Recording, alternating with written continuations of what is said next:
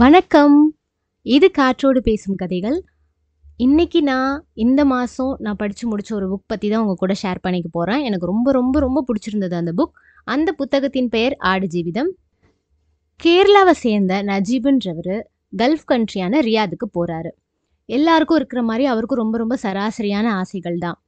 தான் வீட்டுக்கு ஒரு டிவி வாங்கணும், ஒரு நல்ல நிலைமையில இருக்கணும். ஊர்ல ஆத்துல மணல் அள்ளுற வேலை பார்த்துட்டு இருப்பாரு.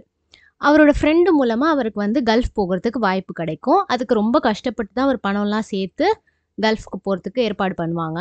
அவரோட மனைவி அந்த சமயத்துல கர்ப்பமா இருப்பாங்க. அவங்க மனைவியோட பேர் சைனு. நஜீப்க்கு அம்மா இருப்பாங்க. அப்புறம் மனைவி இருக்காங்க.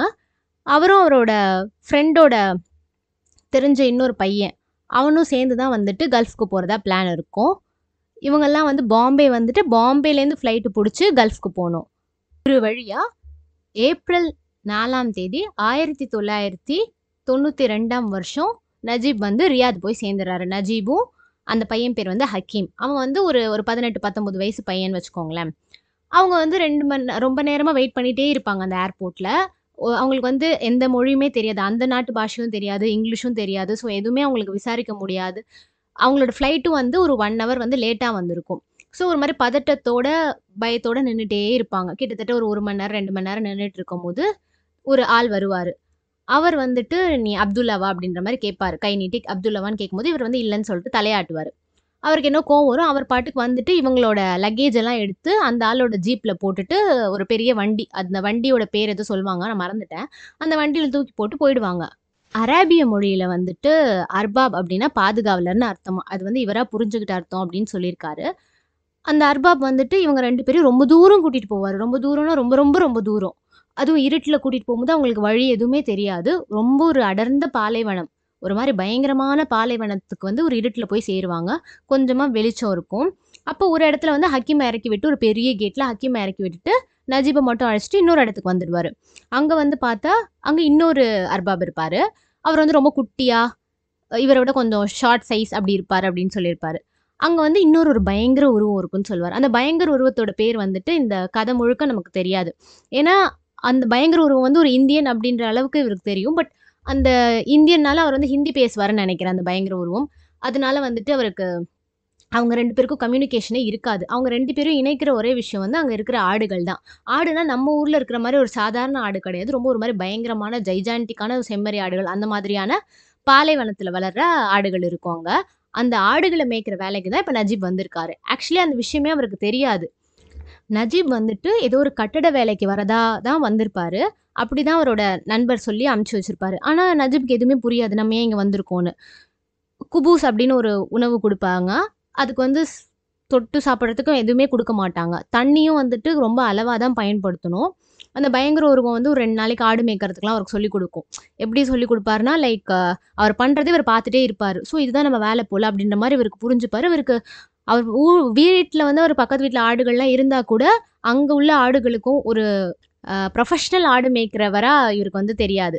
ஸோ ஒண்ணுமே அவருக்கு புரியல அந்த இடத்துல இருக்கும்போது. நம்ம எதுக்காக இங்க வந்திருக்கோம்? நம்ம சேர்ந்துட்டோம், நம்ம மனைவிக்கு எப்படி சொல்றது? ஏன்னா அது வெளி உலகத்தோட தொடர்பே இல்லாம அந்த இடம் இருந்தது. நஜீப் கிட்டத்தட்ட 4 வருஷம் அந்த இடத்துல இருப்பாரு. 4 வருஷம் கழிச்சு தான் அவரால இந்தியாவுக்கே திரும்ப வர முடியும். அந்த நஜீபுடைய பயணம் தான் இந்த கதை. முழுக்க முழுக்க ஆடு ஜீவிதம் நஜீப்னு ஒரு தனி மனுஷன் கேரளாலேருந்து போறாரு. அவரோட வாழ்க்கை எப்படி மாறுச்சு அப்படின்றது தான் கதை. இதெல்லாம் அந்த இடத்துல எப்படி வாழுறது? எதுவுமே புரியல அவருக்கு. அவர் பாத்ரூம் போயிட்டு கழுவணும் அப்படின்னா கூட தண்ணி எடுத்ததுக்கு அந்த அர்பாப் அவர சாட்டை வச்சு அடிப்பாராம்.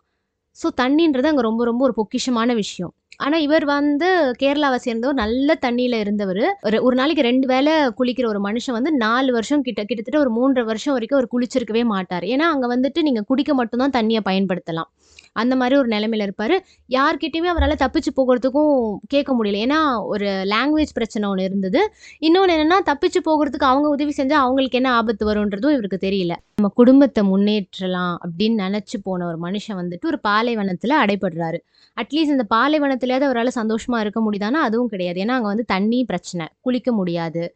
சாப்பாடு 3 வேளையும் குபூஸ் தான் குடுப்பாங்க. காலையில கறந்த பால். ஆட்லேருந்து கறந்த பால டைரக்ட்டா குடிக்கணும். அத மட்டும் குடிச்சுக்கலாம். ஒரு நாளைக்கு 2 வேள குடிச்சுக்கலாம். அப்புறம் குபூஸ் தண்ணீல நனைச்சு தான் சாப்பிடணும். இந்த மாதிரி ஒரு அடிமை மாதிரி அவர் வாழ்ந்துட்டு இருக்காரு. வெளி உலகத்துக்கும் அவருக்கும் தொடர்பே கிடையாது. அவரோட குடும்பம் எப்படி இருக்குன்னு அவருக்கு தெரியாது. அவர் எப்படி இருக்காங்கன்னு அவங்களோட மனைவிக்கோ எதுக்கும் சொல்ல முடியாத ஒரு நிலைமையில இருக்காரு. இதுலேருந்து அவர் தப்பிக்கணும். அவருக்கு என்ன பண்றதுன்னே தெரியல. அப்புறம் ரொம்ப நாள் கழிச்சு வந்துட்டு ஒரு மழை பெய்யும்னு நினைக்கிறேன். அன்னைக்கு மழை பெய்யும்போது அவரு எப்படியோ கொஞ்சம் தூரம் நடந்து போய் ஹக்கீம பார்த்துருவாரு. ஹக்கீமும் பார்த்தா அவனும் ரொம்ப ரொம்ப ஒரு நல்ல ஒரு அழகான இளைஞனா இருந்தவன் ரொம்ப ரொம்ப மோசமான ஒரு நிலைமையில மாறியிருப்பான். அவனுக்கும் அதே வேலைகள், அவனுக்கும் உணவு இல்லாம இருக்கும். ஸோ எப்படி தப்பிக்கலாம் அப்படின்னு யோசிப்பாங்க. ஆனா அவங்களுக்கு தப்பிக்கிறதுக்கு வழி தெரியாது. ஏன்னா முதல் நாளே இந்த அர்பாப் வந்துட்டு டெலஸ்கோப் வச்சுட்டு காமிப்பாரு. இங்கேருந்து பார்த்தா தெரியுது அப்படின்னு சொல்லிட்டு, அதே டெலஸ்கோப்ப இவங்களுக்கும் குடுத்து பார்க்க சொல்வாரு. ஸோ இவங்க தப்பிச்சு போனா கூட இவரால டெலஸ்கோப் வழியா பார்க்க முடியும் அப்படின்றதுக்காக அந்த அர்பாப் பண்ணியிருப்பாரு. அப்புறம் அவர் வந்து துப்பாக்கி வச்சிருப்பாரு. அத வச்சு மேல சுட்டு காட்டுவாரு. ஏன்னா அவர்கிட்ட துப்பாக்கி இருக்கு. நீங்க தப்பிச்சு போனீங்கன்னா இதான் உங்களுக்கு நிலைமை அப்படின்ற மாரி. ஒரு 2 நாள் வரைக்கும் அந்த பயங்கர உருவம் சொன்னேன் இல்லையா? அதாவது அந்த இடத்துல இவருக்கு முன்னாடி வேலை செஞ்சுட்டு இருந்த ஒரு ஆளு, ஒரு ஹிந்திக்காரரு. அவர் வந்துட்டு எல்லா வேலையுமே செய்வாரு. எப்படி ஆட்டுலேருந்து பால் கறக்கணும் எல்லாமே அவர் பண்ணி காமிப்பாரு. அத பார்த்து இவரு கத்துப்பாரு. ஒரு 2 நாள் கழிச்சு பார்த்தா அந்த பயங்கர உருவம் காணாம போயிடும். ரொம்ப நாளைக்கு அந்த உருவத்த காணாமலே இருக்கும். எப்படி அவர் தப்பிச்சு போயிட்டாரு போலன்னு இவர் வந்து மனசுல வேதனைப்படுவாரு. அந்த பயங்கர ஒரு கட்டில்ல படுத்துட்டு இருப்பாரு. அந்த கட்டில் வந்து இப்ப இவருக்கு கிடைச்சிரும். ஆனா நிழல் கூட இருக்காது. ஒரு பாலைவனம், நீங்க ஒரு வெட்ட வெளியில இருக்கீங்க. ஒரு நிழலே இல்லாத ஒரு இடத்துல வாழணும்னா எப்படி வாழ முடியும்? ஒரு மழை பெஞ்சாலும் சரி, வெயில் அடிச்சாலும் சரி, அங்க தான் இருக்கணும். எனக்கு தெரிஞ்சு பாலைவனத்துக்கு நான் போனதே கிடையாது. பாலைவனத்த பத்தி எனக்கு ஒரு அனுபவமே கிடையாது.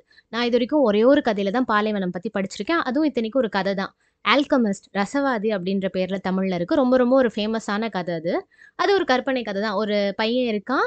பல பாலைவனங்கள்லாம் கடந்து அவனும் வந்து ஒரு ஆடு மேய்க்கிற பையன் தான். ஸோ அதனால எனக்கு இந்த கதை கூட கொஞ்சம் ரிலேட் ஆச்சு. 2 கதையுமே வந்துட்டு நம்பிக்கைன்ற விஷயத்த தான் அடிப்படையா சொல்லுவாங்க. ஏன்னா அது வந்து கற்பனை, இது வந்து நிஜம். நிஜம் வந்து கொஞ்சம் கசப்பா தான் இருக்கும். ரொம்ப ரொம்ப அவர் கஷ்டப்பட்டுருப்பாரு. ஏன்னா அவரோட வாழ்க்கையோட நோக்கம் வேறையா இருந்திருக்கும். வந்து சேர்ந்த இடம் வேறையா இருக்கு. அந்த டைம்ல வந்து அவர் எப்படி கோப் அப் பண்றாரு அப்படின்றதா இந்த பயணம், இந்த கதை எல்லாமே. நஜீப்க்கு வந்துட்டு எப்படி அங்க சர்வைவ் பண்றதுன்னு முதல்ல தெரியாது. ஆனா வேற வழி இல்ல, சர்வைவ் பண்ணி தான் ஆகணும்னு ஒரு சூழ்நிலை வரும்போது, வேற வழி இல்லாம வாழ ஆரம்பிச்சுருவாரு. அவர் வந்து அவருக்கு கிடைக்காத விஷயத்த நினைக்க மாட்டாரு. லைக் அவர் ஒய்ஃப் பத்தியோ, ஃபேமிலி பத்தியோ எதுவுமே நினைக்க மாட்டாரு. அவர் மனசுல உள்ள இருந்தாலுமே அத வந்து அவர் வெளிக்காட்டிக்க மாட்டாரு. ஏன்னா, அவருக்கு வந்து அந்த இடத்துல நான் வாழ்றதுக்கு என்ன பண்ணணும்? அந்த சமயத்துக்கு நான் என்ன பண்ணணும்? அப்படின்ற மாதிரி அவர் யோசிக்க ஆரம்பிச்சுருவாரு. அவருக்கு ஒரு நாள் பயங்கரமா பசிக்கும். அந்த பசியில போயிட்டு அவர் வந்து பச்சை கோதுமைய வந்து உப்பு கரைச்சு அப்படியே எடுத்து வாயில போட்டு முழுங்கிட்டு தண்ணி குடிப்பாரு. அதாவது ஒரு ஆடு செய்ற மாரி. அதனால தான் வந்து ஆடு ஜீவிதம். கிட்டத்தட்ட ஒரு ஆடாவே மாறி அவர் வாழ ஆரம்பிச்சிருப்பாரு.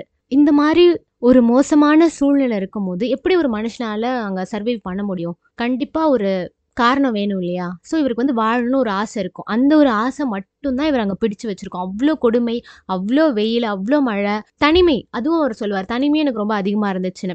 அதனால அவர் என்ன பண்ணுவார்னா, அவர் வச்சிருக்க ஆடுகள் இருக்கு இல்லையா? அந்த ஆடுகளுக்கெல்லாம் வந்துட்டு மோகன்லால், ஜெகதி ஸ்ரீகுமார், அங்க ஊர்ல அவர் நேர்ல சந்திச்ச மனுஷங்கலாம் இருப்பாங்க இல்லையா? அவங்களோட பேரெல்லாம் வந்துட்டு ஆடுகளுக்கு வச்சிருப்பாரு. அதுல ஒரு பேர் வந்துட்டு போச்சக்காரி ரமணி, அராவு ராவுத்தர், மேரிமை மௌனா, மேரிமை முனான்னு நினைக்கிறேன். ஓகே. இதுல ரொம்ப அழகான விஷயம் என்னன்னா, இவர் அந்த ஊருக்கு கல்ஃப்க்கு போன சமயத்துல ஒரு 2, 3 மாதங்கள் கழிச்சு வந்துட்டு, இல்ல 1 மாசமோ நினைக்கிறேன். அப்ப வந்துட்டு ஒரு ஆடு குட்டி போடும். இவர் வந்து அதுவரைக்கும் ஆடு குட்டி போட்டத பார்த்திருக்கவே மாட்டாரு. கிராமத்துல தான் வளர்ந்திருப்பாரு. பட் எல்லாரும் போய் அத பார்க்கணும்னு அவசியம் இல்ல இல்லையா? அப்படி இருக்கும்போது அந்த ஆடு குட்டி போடும். இவர் மனசுல நெனச்சுப்பாரு. அல்லாஹ் வந்துட்டு எனக்கு சொல்ல விரும்புறாரு. என் மனைவி வந்து மாசமா இருக்கா இல்லையா? எனக்கு வந்து குழந்தை பொறக்கறது அல்லாஹ்வோட கருணை இது. எனக்கு வந்து காட்ட விரும்புறாரு அப்படின்ற மாரி நெனைப்பாரு. இவருக்கு வந்து ஆண் குழந்தை பொறந்தா நபீல், பெண் குழந்தை பொறந்தா இன்னொரு பேர் வைக்கணும்னு சொல்லியிருப்பாரு. அதே மாதிரி இவருக்கு ஆண் குழந்தை தான் பொறந்திருக்கும். இந்த ஆட்டுக்குட்டிக்கு அவர் வந்து நபீல்னு பேர் வச்சிருப்பாரு. அது ரொம்ப ரொம்ப டச்சிங்கா இருந்தது. கான்சன்ட்ரேஷன் கேம்ப்னு ஒண்ணு இருக்கும் இல்லையா? ஹிட்லர் காலத்துல. அதுல வந்து ரொம்ப ரொம்ப கொடுமைகள்லாம் அனுபவிச்சிருப்பாங்க மனுஷங்க. அதுல வந்து லோகோ தெரப்பி பத்தி அந்த ரைட்டர் ஒருத்தர் சொல்லியிருப்பாரு. அதே மாதிரி தான் நம்ம எவ்ளோ மோசமான சூழ்நிலை இருந்தாலும் நம்ம கண்டிப்பா வாழ்வோமா. லைக் வந்துட்டு எனக்கு 2 தனானி இருந்தா தான் நான் தூங்குவேன். இந்த பாட்டில்ல தான் நான் தண்ணி குடிப்பேன். ஏசி இந்த அளவு இருந்தா தான் நான் தூங்குவேன். இந்த பெட்ல தான் நான் தூங்குவேன். அந்த மாதிரிலாம் சொல்றவங்க இருந்தா கூட, ரொம்ப எவ்ளோ மோசமான சூழ்நிலை விட்டாலும் நம்மளுக்கு வாழணும்னு ஒரு ஆசை இருந்துச்சுன்னா, கண்டிப்பா எல்லாத்தையும் தாங்கிட்டு நம்ம வாழ்ந்து தான் ஆவோம் அப்படின்ற மாரி சொல்லுவாங்க. லைக் இந்த புக்கு ஃபுல்லாவே ஒரு நம்பிக்கை தான் இருக்கும். அதாவது இது நிஜமா வேற நடந்த கதைன்றப்போ, ஒரு மனுஷனுக்கு இவ்ளோ மோசமா நடக்க முடியுமா? ஒரு மனுஷன் இன்னொரு மனுஷன் கிட்ட இப்படி அன்பே இல்லாம, இரக்கமே இல்லாம நடக்க முடியுமா? அவனோட லாபத்துக்காக இன்னொருத்தன வந்து ஒரு அடிமையா நடத்தி, அது ரொம்ப கஷ்டமா இருந்தது. ஒருத்தர் வந்து இதெல்லாம் ஃபேஸ் பண்ணியிருக்காரு. ஒரு தனிமை, பசி, கொடுமை எல்லாத்துலயும் வாழ்ந்திருக்காரு அப்படின்னு நினைக்கும்போது, இன்னும் ஒரு புரியவே இல்ல. பட் அவர் எப்பவுமே கடவுள் நம்பிக்கை தான் அவர வந்து காப்பாத்திருக்கும். கடவுள் நம்பிக்கை இல்ல, ஏதோ ஒரு ஃபார்ம் ஆஃப் நம்பிக்கை நமக்கு தேவைதான் இல்லையா? ஒரு நாள் தப்பிக்கிறதுக்கு வாய்ப்பு கிடைக்கும். பயங்கரமான மழை பெய்யும். அந்த அர்பாப் வந்து மழைய பார்த்தா பயப்படுவார். ஏன்னா அவங்களுக்கு வந்து அந்த தண்ணின்றதே ஒரு மாரி கிடைக்காத விஷயம்ன்றதுனால அவர் அலர்ஜியா இருப்பாருன்னு நினைக்கிறேன். அவர் வந்து அந்த இடி, மழை இல்ல சத்தத்துல எல்லாம் பயந்துட்டு இருக்கும்போது இவர் தப்பிச்சு ஓடிடலாமான்னு நினைப்பாரு. ஆனா தப்பிச்சு போனாலும் பகல்லே பாலைவனத்துல எதுவுமே தெரியாது, இருட்டுல எப்படின்னா தெரியும். அது ஒரு காரணம். அந்த அர்பாப் கிட்ட வந்து துப்பாக்கி இருக்கும், அது வந்து இவர் கையிலேயே எடுத்துருவாரு. அதை வச்சு சுட்டுட்டு கூட ஒரு அடுத்த நாள் காலைல கூட எந்திச்சு தப்பிச்சு போயிருக்கலாம். ஆனா அப்ப வந்து அந்த அர்பாப் சொல்லுவாரு, நல்ல வேளை அல்லாவே இந்த மாதிரி நஜீப் என் கூட இருக்கான், அவன் மட்டும் இல்லைன்னா நான் பயத்திலேயே செத்து போயிருப்பேன் அப்படின்னு சொல்லுவாரு. இவர் சொல்வாரு, நான் வந்து ஒரு பயந்த ஒரு மனுஷனை வந்து விட்டுட்டு போறது எனக்கு தப்பா பட்டுச்சு, அதனால நான் எனக்கு தப்பிக்கல அப்படின்ற மாதிரி சொல்லுவாரு. அதுவும் ரொம்ப எனக்கு டச்சிங்கா இருந்துச்சு. லைக் அந்த மாதிரி ஒரு சூழ்நிலையில கூட வந்துட்டு அவரு தப்பிச்சு போகாம இருக்காரு. அந்த முதலாளிக்கு வந்து நேர்மையா இருக்கணும் அப்படின்ற மாதிரி நினைச்சிருப்பாரு. அப்புறம் ஒரு கட்டத்துல அவங்க தப்பிச்சு போயிடுவாங்க. அது ஃபுல்லா சொல்லுவாங்க தப்பிச்சு போறது எப்படி, அங்க வந்து அவருக்கு யார ஹெல்ப் பண்ணா. கடைசியில அவர் ஒரு இடத்துல சொல்லியிருப்பாரு, அல்லாஹ் வந்துட்டு பென்ஸ் கார்ல கூட போவாரு அப்படின்றது எனக்கு அன்னைக்குதான் தெரியும். ஏன்னா ஒரு சொகுசு கார்ல வந்த ஒருத்தர் வந்து ஹெல்ப் பண்ணிருப்பாரு. லைக் வந்து அந்த இடத்துல வந்து அவர் சொல்லுவாரு, நிறைய இடத்துல வந்து அவருக்கு கடவுள் தான் துணை நிற்கிற மாதிரி தோணும். கடவுள் மேலேயும் அவர் கோவப்படுவார் பயங்கரமா. ஏன்னா ஏன் கடவுள் வந்து அவருக்கு இவ்வளவு பெரிய கஷ்டத்தை கொடுக்கணும் அப்படின்ற மாதிரி போய்கிட்டே இருக்கும். யாரெல்லாம் படிக்கலாம் அப்படின்னா, நீங்க வாழ்க்கையில ரொம்ப சந்தோஷமா இருக்கீங்களா, ரொம்ப திருப்தியோட இருக்கீங்களா, அப்பயும் இந்த புக் படிக்கலாம். ஏன்னா வந்து நமக்கு எவ்வளோ நல்ல விஷயம் கிடைச்சிருக்கு. லைக் நம்ம சாப்பிடுற சாப்பாடுலேருந்து, குடிக்கிற தண்ணிலேருந்து, சுவாசிக்கிற காத்துலேருந்து, ஒரு நமக்கு மேல இருக்கிற ஒரு ரூஃப் எல்லாமே நமக்கு கிடைச்சிருக்குன்றதுக்கு நம்மளுக்கு ஒரு கிராட்டிடியூட் வரும் இந்த புக் படிச்சா. இல்ல லைஃப்ல ரொம்ப மோசமா டிப்ரெஸ்டா இருக்கீங்களா, வந்துட்டு இந்த புக் படிச்சீங்கன்னா உங்களுக்கு கண்டிப்பா ஒரு ஹோப் கிடைக்கும். அந்த மாதிரியான ஒரு புக் தான் இது. அண்ட் இது வந்து ஃபர்ஸ்ட் மலையாளத்துல தான் எழுதியிருப்பாங்க. அதுலேருந்து தமிழ் அண்ட் இங்கிலீஷ்ல டிரான்ஸ்லேட் பண்ணியிருக்காங்க. உங்களுக்கு எந்த லாங்குவேஜ் கம்ஃபர்டபுளா இருக்கோ அதுல நீங்க படிச்சுக்கலாம். தமிழ் டிரான்ஸ்லேஷன் வந்து ரொம்ப ரொம்ப நல்லா இருக்கு. நான் இது வரைக்கும் ஒரு டிரான்ஸ்லேட்டட் புக் படிச்சதே கிடையாது. ஆனா இதுதான் முதல் தடவை படிக்கிறேன். ரொம்ப ரொம்ப அழகா இருந்துச்சு. லைக் நமக்கு வந்து படிக்கிற வேற லாங்குவேஜ் புக் படிக்கிற ஃபீலிங்கே இல்ல. இந்த புத்தகத்தை வந்து 3 இதுவா பிரிச்சிருப்பாங்க. சிறை, பாலைவனம், விடுதலை அப்படின்னு சொல்லிட்டு.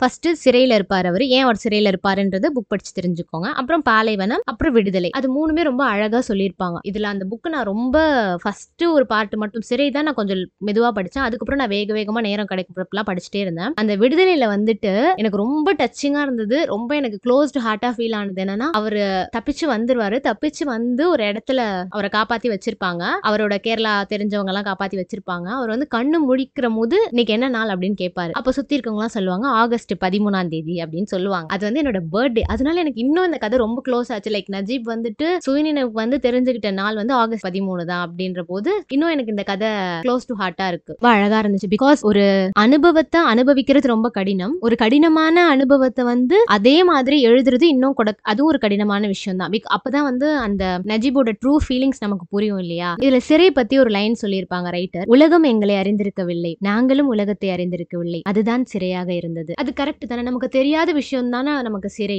நம்மள யாருக்கும் தெரியல, நமக்கு யாருமே தெரியல, அதுதானே சிறை. அப்புறம் இன்னொன்னு அழகா சொல்லியிருப்பாங்க, ஒவ்வொருவருக்கும் அவர் கடந்து வந்த பாதை கடினமானதுதான், ஒவ்வொருவரின் இழப்பும் எதையும் ஈடாக கொடுத்து விட முடியாத இழப்பு தான். என் வாழ்க்கையில் எனக்கு ஏற்பட்ட துக்கம் சிலரின் துயரங்களை விடவும் குறைவுதான் என்று உணர்ந்திருக்கிறேன். சொல்ல போனால் சிலருக்கு நடந்த வலிமிகுந்த கதைகளை கேட்டே என் துயரத்திலிருந்து நான் மீண்டு உங்களுக்கு என் கதையை சொல்ல முடிகிறது. இல்லையென்றால் என் துயரத்தின் வலு தாழாமல் நான் தற்கொலை செய்து கொண்டிருப்பேன். நம் துயரங்களிலிருந்து வெளிவரும் ஒரே வழி நம்மை விட மிக மோசமான தருணங்களை கடந்து வந்தவர்களின் கதையை கேட்பதுதான். அது உண்மைதான் இல்லையா. லைக் நஜீப் ஏன் இவ்வளவு கஷ்டம் அப்படின்ற மாதிரி எனக்கு இந்த புக்கு ஃபுல்லா தோணிட்டே இருக்கும். ஆனாலும் இதே மாதிரி எத்தனை பேர் கஷ்டப்படுவாங்க. அவங்கள வந்து இந்த அரசாங்கம் மீட்கலாம், இல்ல லைக் இப்படி நடக்காம இனிமே கொஞ்சம் ஜாகிரதையா இருக்கலாம். இந்த கதை வந்து எத்தனையோ பேருக்கு நம்பிக்கையை கொடுக்கலாம்.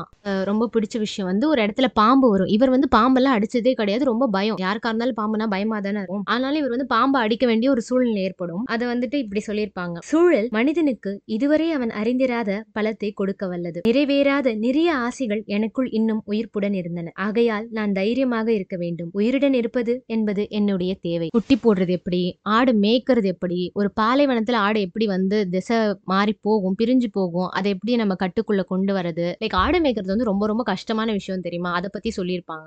அந்த ஆடுகள் பத்தியே நிறைய வரும். அந்த மனுஷனுக்கு வந்து அதை பத்தி தெரியாத ஒரு விஷயம் முழுக்க அவர் தெரிஞ்சுக்க வேண்டிய ஒரு நிலைமைக்கு தள்ளப்படுறாரு. அதுதான் இந்த கதையோட மெயின் பாயிண்டே. அதாவது எல்லா துன்பத்துக்கும் ஒரு மாதிரி பழகிடுவோம் இல்லையா, அதுதான் அவர் சொல்றாரு. தப்பிக்க நினைச்சு தப்பிக்க முடியாம போகும்போதெல்லாம் இவர் ஒரு மாதிரி கஷ்டமாயிடுவாரு. சில நாள் நம்பிக்கை இல்லாம இருப்பாரு, சில நாள் நம்பிக்கை வந்துட்டு அந்த நம்பிக்கை தோத்து போகும்போது ரொம்ப மனசு ஒரு கஷ்டமா இருக்கும். அந்த டைம்ல ஒரு லைன் சொல்லியிருக்காங்க, நம்புவதற்கும் கனவு காண்பதற்கும் ஏதுமற்ற ஒரு வாழ்வு ஒரு ஆட்டின் வாழ்வு. ஒரு ஆடுக்கு என்ன கனவு இருக்கும், அதோட கனவு இருந்தாலும் எப்படியோ அது மனுஷங்களுடைய முடிவுக்கு கீழே தானே அந்த ஆடு வருது. லைக் அதுதான் ஒரு ஆடோட வாழ்வு, அதுதான் ஆடு ஜீவிதம். எத்தனை லட்சம் மலையாளிகள் கல்ஃபில் வாழ்கிறார்கள், எத்தனை லட்சம் பேர் வாழ்ந்து தங்கள் தாய்நாட்டிற்கு திரும்பி இருக்கிறார்கள். அவர்களில் எத்தனை பேர் பாலைவனத்தின் தீவிரத்தை முழுமையாக அனுபவித்திருக்கிறார்கள். வாசகர்களை மகிழ்விக்க நான் நஜீபின் கதையை தேன் தவடைவியோ ஊதி பெரிதாக்கியோ எழுதவில்லை. இவை இல்லாமலேயே நஜீபின் கதை அறியப்பட வேண்டியது. இது நஜீபின் கதை மட்டுமல்ல, இதுதான் நிஜமான வாழ்க்கை, ஓர் ஆட்டின் வாழ்க்கை அப்படின்னு இந்த புக்ல லாஸ்ட்ல சொல்லியிருப்பாங்க. நீங்க படிச்சிருந்தீங்கன்னா அதை பத்தி உங்களோட கருத்துக்களை கமெண்ட்ல சொல்லுங்க.